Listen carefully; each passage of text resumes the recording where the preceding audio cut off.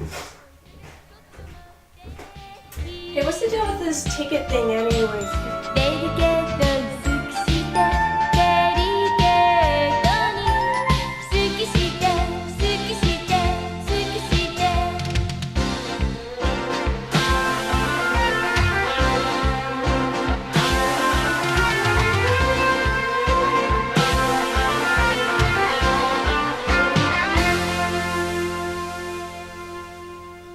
Are you kidding me?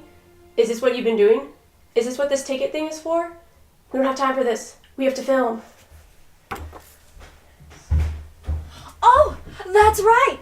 Thank you so much, everyone, for coming to my concert. But now I must dash. I have an important pop idol interview to attend. Ta-ta! Wait, what?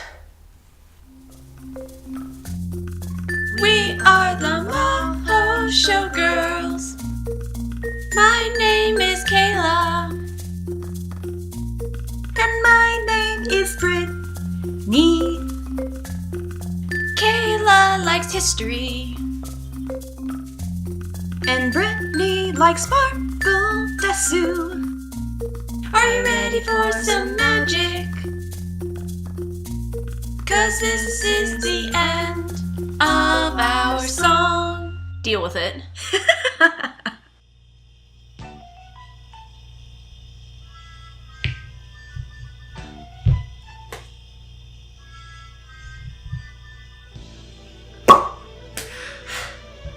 Okay, I'm ready. Let's get this interview started. Wait, what interview? Oh, did you want an autograph first? I mean, I'll have to check with my agent, but I'm sure it'll be fine. No, wait, what? Oh, did you want me to sing my hit new song first? I mean, again, we'll have to check with the producers, but you know. Are you dumb or something? This is the MahouShowGirls. We review magical girl animes. What is this? What are you doing? I'm Creamy Brittany. What's a Creamy Brittany? You know, like Creamy Mami. I don't understand. Is that like some type of face cleaning product you use? No. She's a magical pop idol from the 80s. Well, I mean, like, it was a manga and anime from the 80s, but, you know, same difference. Creamy Mami, also known by its full title, Creamy Mami, the Magic Angel, was a magical girl anime created by Studio Pierrot, which ran from 1983 to 1984. Both the manga and anime ran this length. However, it's interesting to note that it seems the anime came before the manga. This was the first magical girl anime produced by Studio Pierrot, but certainly not its last. The show enjoyed some popularity with the manga spin-off and 5 OVAs. There was even a crowdfunder to get the original show on box sets with a limited release. It ranked on TV Asahi's Top 100 Anime in 2005 at number 85. So yeah, it's kind of a big deal. And because of all this, the 80s were dominated by Studio Pierrot, so move over Toei Animation, there's a new kid in town. Creamy Mami is considered a pioneer in what's now known as media mix. This is where they use an anime to promote a lesser-known idol, in this case Takako Ota, who was the Japanese voice actress of Creamy Mami. With the show's intense popularity, Ota also experienced a growth in popularity and is still well known today. She was performing as recent as 2009. This style of promotion was used in later anime of the 80s and generally could be seen as successful as the show. And Creamy Mami was very successful, being particularly popular for Studio Pierrot, and the format was used for the other magical girl anime the studio produced in later years. Creamy Mami was so popular at the time that in one of the OVAs, she battles against Minky Momo, one of the other magical girls during the era, and one we'll discuss soon enough. The show experienced popularity in other countries too. It was dubbed in Italian, French, and Cantonese. There was talk of dubbing it in English and changing the title to something like Pretty Creamy, the Perfect Pop Star, but it never happened. Still, marketing really picked up, which is probably why these days we can still find so much merchandise for Creamy Mami, and nothing for the other magical girls produced around the same time period. Wait, so does this mean there's gonna be singing? Mm-hmm. From the 80s? Mm-hmm. Oh my goodness, that sounds like so much fun. I love all the rock and the glam, and Whoa. You're thinking about America. This is Japan. Wait, does that mean? Yep. It was cute and poppy, just like the show. Yu Morisawa is an average 10-year-old girl who does average young girl stuff. That is until one day when she sees a spaceship floating in the sky. She's carried into the ship where she helps an alien creature named Pino Pino find the Feather Star. Indebted to her, he grants her a magical wand which allows her to transform into a 16-year-old girl for 1 year whenever she wants. She's also given 2 cat-like creatures, Koji and Nega, who act as her guardians for the year while she has magical powers. One day, she's wandering the city as her teenager self and accidentally ends up on TV. On TV, she is asked to sing, and, thanks to the magic, she blows them away. Using the alias Creamy Mami, she becomes an overnight success and is soon sought after. Parthenon Productions seeks her out to begin a professional career as an idol under them. Throughout her journey, she meets the past residents of the Feather Star and other supernatural beings. Her main foes are the shady snake, Joe, from the rival LP Productions, who wants to steal her away, and Megumi-chan, one of Parthenon Productions' top stars. Is this really a magical girl anime? I mean, in all the others we've seen, there's been some type of crime fighting. Even Sally the Witch. Is singing all this girl does? Well, I mean, yeah, kind of. But that was the whole point of the character. The entire show revolved around pretty sparkly idols and music. But don't worry though, because she did more with her magic than just sing. Okay, I'll buy it. Like what? Well, I'm glad you asked. She actually had this same kind of a magic wand, and she did a lot of things with it. In fact, she would save the day by performing some kind of a magical feat. Whether she was, giving herself strength or maybe someone else strength, the wand could perform a lot of, well, admittedly random feats of magic. Oh, okay, fine, I'll give you that. That sounds pretty interesting. I mean, she's the first one to use this stereotypical looking wand, and that's really popular in today's magical girls genre. But I'm not really that convinced she did anything else. So what else does she check off on our board? Well, why don't we go ahead and take a look? Wait, what? Why do I even bother anymore? Why indeed? Okay, well, of course, as with all magical girls, she is young. In this case, it's a bit of a twist because she's both a prepubescent and an adolescent. While Yu herself is only 10, when she transforms into Creamy Mami, she becomes a beautiful 16-year-old idol. And speaking of transformations, Yu turning into Creamy Mami is the main staple of the show and what truly makes it a magical girl anime. When she takes out her magical wand Kanon and cries out, "Bam boodoo beam boodoo bamu bom boom," it allows her to not only transform her body, but also have a variety of other magical effects. It's also interesting to note that her magic has different effects on her surroundings each time she transforms. So it's not the stereotypical cut and paste transformation that we see with magical girls these days. She also has some cute animal sidekicks. When she first received her magical powers, she also received guardian creatures named Nega and Koji, 2 small cat-like creatures. But they're not cats, let's be clear about this. They are usually around to give you advice, but sometimes also help her out of sticky situations with their strange telepathic abilities. Nega, the male, is a bit of a downer and usually a glass half empty kind of guy, while Koji, the female, is the cute, positive romantic, and usually the one that encourages you to follow her heart rather than her head. We can't forget about the others. Yu is also helped out by 2 older boys, Toshio and Midori. Toshio is Yu's childhood friend and also her love interest throughout the series. Yu has a fairly obvious crush on Toshio, but he tends to only see her as a younger kid. Toshio has a pretty extreme crush on Mami though, which can lead to some pretty funny situations. Midori has a bit of an unnerving crush, bordering on obsession with you, and usually follows Toshio around so he can get closer to you. There's also a character introduced halfway through the series called Mamoru. He's a strange boy who moves from Hokkaido and transfers into Yu's class. He really likes cats, so he becomes friends with Yu because of Nega and Koji. And most important, she's hiding her identity. Yu is unable to tell anyone about her being Creamy Mami. It's not because she doesn't want to, but because she can't.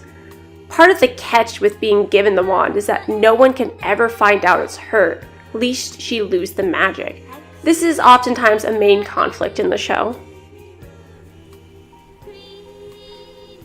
I'm honestly a little disappointed. I mean, coming down after all the cool fighting and action scenes that we saw in Cutie Honey, this just seems watered down and kind of lame. And I'm comparing that next to Sally the Witch. Well, I mean, yeah, it's definitely not your standard magical girl story. And I know that they tend to focus more on, like, character interactions and singing rather than actually battling monsters or anything. But there has to be something that you got out of it, right? Nope, I got nothing out of it. Really? Nope, nothing. Are you sure? Yep, Positive? 100%. Really?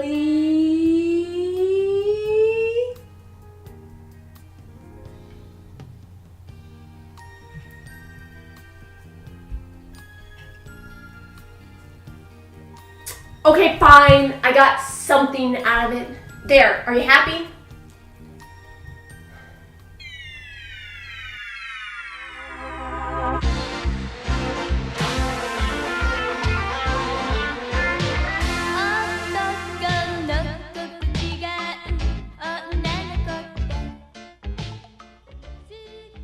Creamy Mami, the magical angel! Coming to a store near you. Probably already there if you live in Japan.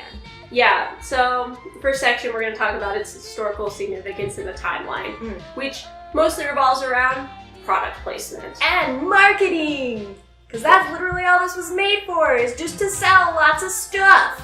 But that doesn't even necessarily mean products, it's also talking about selling the idol too. Okay, so first I want to talk about the products. Products are just outrageous, the amount of stuff you could find for this. There's literally a website that I think categories the figurines that you can still buy to this day. Like, we went to our local shop at the mall, and they had a small section for Creamy Mami, which just blew me away. Because you really don't see a lot of anime products out there that are before the 90s. Yeah, I would say if it's not Sailor Moon, then the magical girl thing is not really happening in the stores. It's even a really rare occurrence to come across something that's revolutionary. I can't say it. A revolutionary girl utena, which I was shocked when I found a couple of things at a store one time. So that's a huge thing for them to continue to produce stuff for that to this day. Yeah, so I mean, the marketing really worked, and there was a lot of product out there that you could just buy. And then the idea of having that idol has continued to this day too, because I believe the idol, what was her name? Takako Ota. Thank you. She is actually still singing Creamy Mami songs to this day, and oh gosh, how old is she now? I honestly don't know. I can't do math right now. But she's really popular, and she has a really strong fan base, and I mean, that's really interesting. And that's the interesting thing about Pierrot Studios, is the idea that they started and continued that trend with all of their magical animes of having the breakout idol. Because that was one of the first things when I was researching Creamy Mami that interested me, was looking through and finding out that Studio Pierrot just continued that trend for each of the magical girl animes of bringing this new idol into the limelight and basically building her from the ground up through a fictional animated character. Which is really a great marketing technique in the sense of the show itself chronicles the life of Creamy Mami, like her being discovered, her rise to fame, like her concerts. So it's a very natural, organic feel that they would rise this low-key idol up to a certain status, whereas, you know, some other animes, they might have a idol voice acting as a character, and because of that they can kind of sell some product and some singles from it. But it's more the idea of the idol is a separate entity from the character, when in this situation I really feel like the idol and the character are one and the same, which is quite nice. It was great. I mean, from just a marketing standpoint and everything else, like, top notch. I was really impressed with what they did, and it was really believable. And it was kind of new in the sense that, like we discussed before, there was no fighting of monsters. It didn't even really necessarily do the same thing that Song of the Witch did, where it was like a, let's fight the necessary evils of daily life. There were some magical elements to the show, but for the most part it just had to do with, you know, Mommy dealing with both hiding her identity as being a young girl and being separate from the entity of Creamy Mami, but also dealing with, you know, the problems that you might have in studio. I'll bet they were kind of far-fetched. I'm pretty sure that there's not such a thing as like a ghost in a studio, but you know. Yeah, and I really, really liked that. Like, I just think this whole anime was very smartly handled. And it was fun. They did a really good job with like doing something that I think, I don't know if it withstands the test of time necessarily, because I don't know like a lot of people that know about it now, but I enjoyed it a lot more than certain other animes we've watched for this series up till now. So I guess that's a plus. And focusing on the character interactions was really a smart move on their part, especially because I don't know what they did as far as like what went on in the production process, but Yu was a really believable, likable character. She's about 10 years old in the show. I think she goes up a grade, so maybe 10 to 11. And she acts like a 10, 11-year-old. Like, it's really refreshing, because usually when you have these sort of like very young pubescent kids, they're kind of forced into an adulthood role. And it doesn't feel as natural to them, but she's like, she throws temper tantrums, she gets in trouble, like she pulls very childish things. And it's just so refreshing to see her act her age. And then at the same time, when she acts as Creamy Mami, she has kind of a mature air about her, where she again acts as a mature, I don't want to say woman, young lady. Yeah. So it's really nice to see how well they handled her, especially because I was reading something that said the 80s was a pivotal moment for Japanese women, that they got the Equal Rights Opportunity Act, and it was a lot of women coming into power and kind of owning themselves.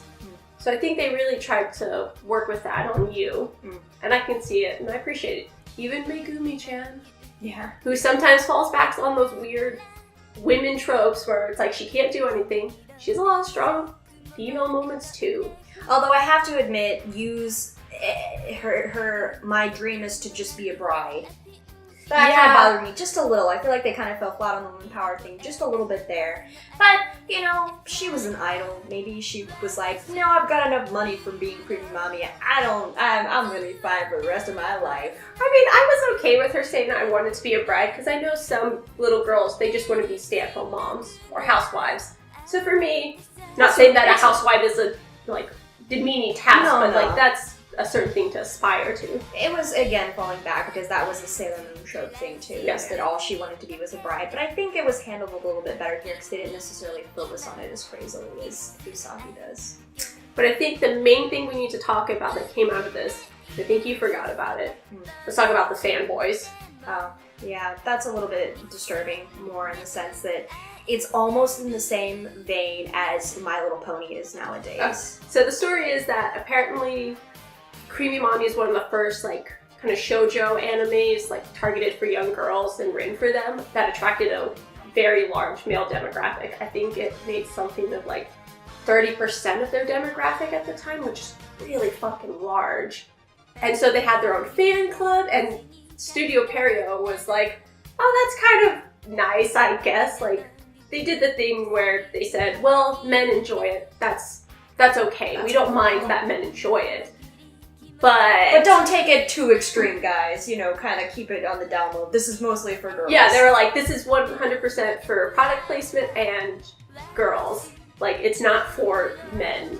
But we're cool that you enjoyed it. Yeah. And so there were a couple stories where it was saying that Creamy Mami and what we discussed, Miki Mo, were kind of the first ones to push towards that weird Lolita obsession that certain male fans have with girls, like that idolizing the young girl. Yeah. That kind of, you can kind of see in Sailor Moon in like the 90s where they make them look older, but they're still supposed to be middle school students. Yeah. That was a little bit disturbing. But, I mean, it does have a lot of things that, you know, many people can enjoy, not just girls. Like, the music was, if you like Japanese pop, I really enjoyed it. Surprisingly. Like, I didn't think, I mean, I was like, coming from an anime where the whole thing is about idols and music, I was like, maybe they'll put 1 and 2 things in there and it'll be like, you know, you have to deal with it. But I downloaded almost all of the main songs because I really enjoyed them a lot. They're super catchy. They're earworms. Like, as much as she sings them, like, they're stuck in my head and I love them. Yeah, for me, they weren't bad. I still preferred, like, Cutie Honey's theme song more, but yeah, they weren't terrible. Mm-hmm. And I liked that they did kind of change it up every, like, 10 or 20 episodes. Yeah. They'd get a new song, and so you're not just listening to the theme song, which is the first song they show. Yeah. Oh man, the first 10 episodes were so terrible. Just listening to the theme song, and then having her sing it near the end. And she had the exact same outfit too every time, because after that they started expanding her outfits, giving her a little bit more variety. She was singing more than just that one song, and, you know, feeling more like an idol. But they wrapped it in there really well, because they'd be like, oh, she's introducing a new song. And I'm like, oh, cool, new song. Great. So good. I like this. They did great at product placement and marketing. Yeah. And that's another thing too, is I really like how they did focus so much on character interactions, because you do grow to really enjoy watching these characters' day-to-day lives. I love the relationship between Toshio and Yu, because it feels like young kids who are, you know, childhood friends that will grow up to be the couple. Midori had a few episodes where he was like... He was really creepy, but... Yeah. Like, they tried to make him, like, a decent character. The young boy that comes in later, Mamoru, he's really cute, and I enjoyed seeing him. I love the relationship between Megumi-chan and Shingo, who is the head of the Parthenon Productions. And I really enjoyed the poor, like, overworked manager who always screws stuff up. Like, I feel bad, I can't remember. It's like, Rico or something like that. I'm sorry, manager type. You're one of my favorite characters, but I can't even remember your name right now. Yeah, they really work on the whole, you're gonna like these characters, and you do by the end. It's not, they don't follow the formula that becomes popular later, where it's like, we might focus on characters, but it's more about like the fighting, like, because with Cutie Honey, a lot of it was focusing on fighting, and there was a little bit of character interaction, but it wasn't very fleshed out. This, they really fleshed out the character interactions and developments, and I thought that was really nice. I thought everybody had grown by the end of the series, and I enjoyed that very much. Me too.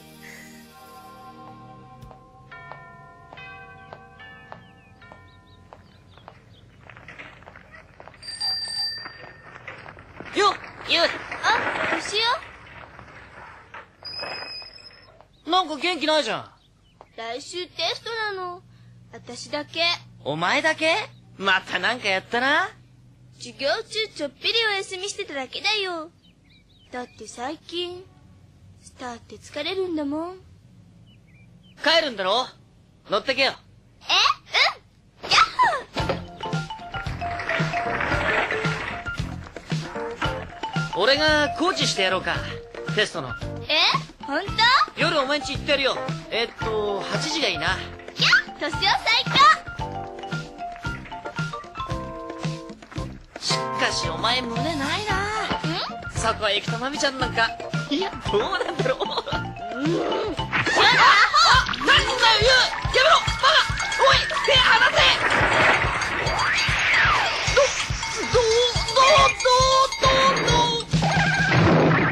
Alright, so next we'll go a little bit more in depth on these tropes that we usually like to talk about, which with this one, it kind of like squeezes a lot of things into like, you know, meshed up, weird, mutated like forms of our tropes. It's very much your atypical magical girl anime, and there's a lot of things that were kind of a bit of a stretch for us to be like, yeah, this is what it is. But overall, I think it is in spirit a magical girl anime. Yeah, no, 100% I would say it's in spirit. Like, I know we kind of debated back and forth where Princess Knight could be a magical girl anime, could not be because it's got the superhero feel. No, even if this is lacking in some elements, it's still a magical girl anime. It's got the same thing going for it as Princess Knight did, where it set a lot of foundations for like later things that would become the magical girls that we know. Like for example, the idol trope, because you do see a lot of these where we have magical girl teams nowadays, where one of the girls is like the idol, where she's got like her secret idol life and her secret like life.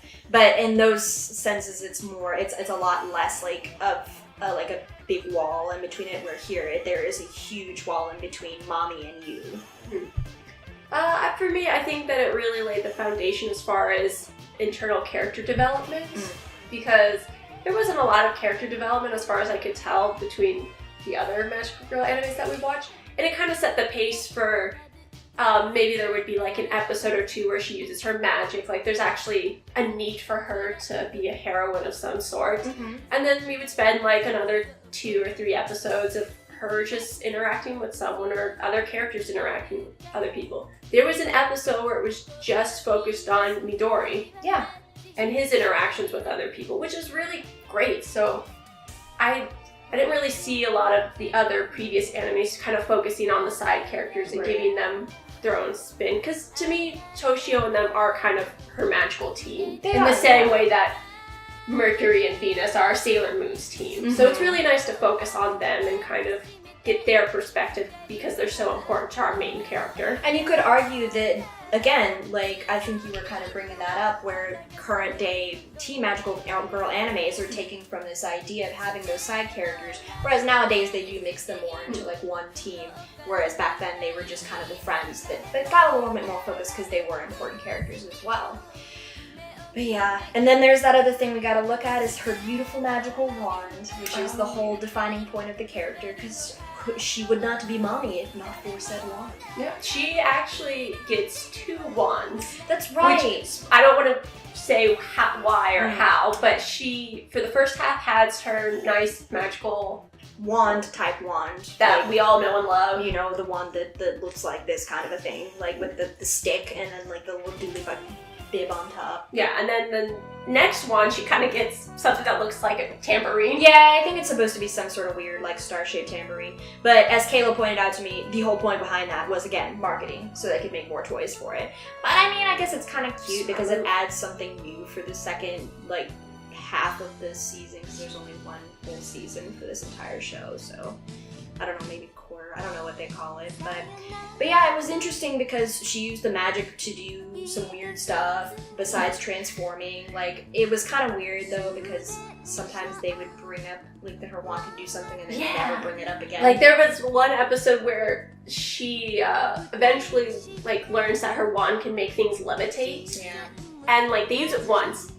And then they never show it again. Yeah. I was like, oh cool, this will be a new power. And then they never mentioned it again. I was like, oh, okay. Like, honestly, the times when they used her magic wand for, as Nia had said, like, super strength or something like magical to enhance her to become a better heroine, I was always really surprised, because usually her magic wand was, oh, I'm singing at this concert and I need a sparkly light show. Yeah. I need fireworks. But sometimes even just the effect of her transforming would, like, the magic would, like, imbue something around her and like cause a magical effect. So that was interesting because that might cause some kind of a conflict, like perhaps she would have a mirror counterpart created because she transformed in a room full of mirrors. So there's some weird things that happen because of that. But then also it's kind of got that interesting thing where it's starting the idea of creating an outfit for magic. But in her case, she has a whole bunch of different outfits, which again is for the marketing thing. But I liked it because I got to see a bunch of pretty sparkly outfits, and it was really enjoyable because it would be like, what outfit will she have next? Yeah, I mean, for me, it kind of, as far as the magical girl anime goes, it kind of took everything that we had and then went, all right, that's cool, I see you doing this right here. What if I did it like this? Yeah. And it was great. It was just a nice reinterpretation of the kind of tropes we had already been looking at, and then laying down the new idol trope and kind of putting the wand trope on top of it. It was just really great. And we didn't mention this, but technically she did have a lot of color coding with her outfits. A lot of her outfits tend to be soft pastel colors. Yes. And it focused on a lot of yellows and pinks as well as purples. So That was nice. But yeah, and then in the end, it's not even necessarily just focusing on a young girl. She's both a young kid on one side of life, but she's also experiencing the idea of being kind of a young adult. So they've got like both of those kind of back to back with each other, which creates a lot of interesting subplots because she at one point is interested in an older man, which is a weird thing. Like, so she's got to be like, I'm a 10-year-old girl, but I like this older man. What do I do? Or the weird relationship where Shingo kind of hits on her. Yeah. And she has the internal like, oh, I'm a 10-year-old girl. Yeah. Or when Toshio looks up to Mami, but not her, and she's like, well, why do you like this older woman, but not me? I'm the same person. And then, in the end, she's not even really a heroine. She's just the magical idol. She doesn't, like, really save the day very often.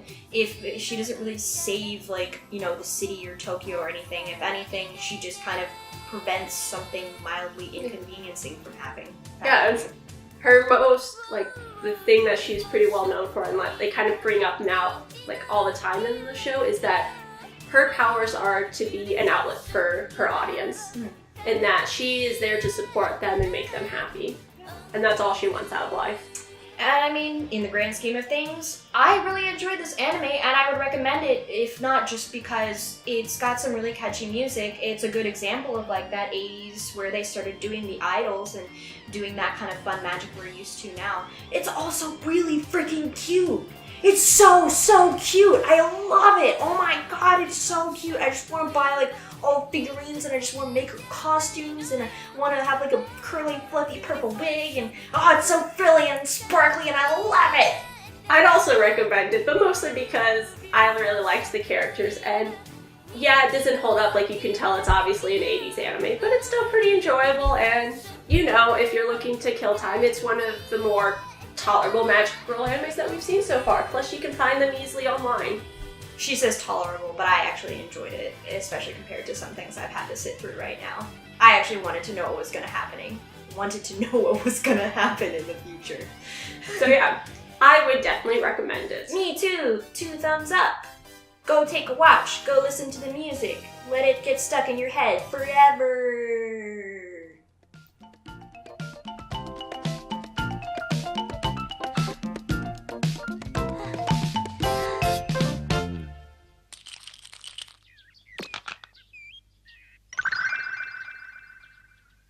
の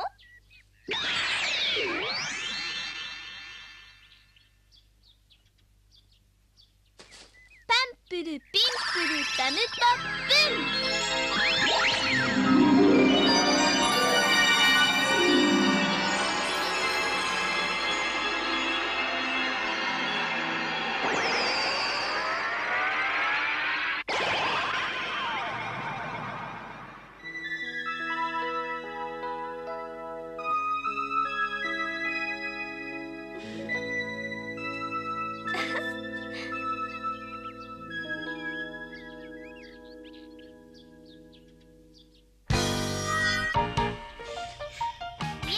Wow! That was a great way to end the 80s. Man, I love that glam and idol pop, but I'm ready to get back into some familiar nostalgic territory, aka the 90s. And that means Sailor Moon! Not so fast. There's still one more magical girl anime we need to talk about before we can even think of going into the 90s. Kimitsu no Ako-chan? What? No, screw that show. I'm talking about an equal contender of the 80s, an equal rival to Creamy Mami in every way, and one who legit fought Creamy Mami. What? There's another one? Yeah. Who?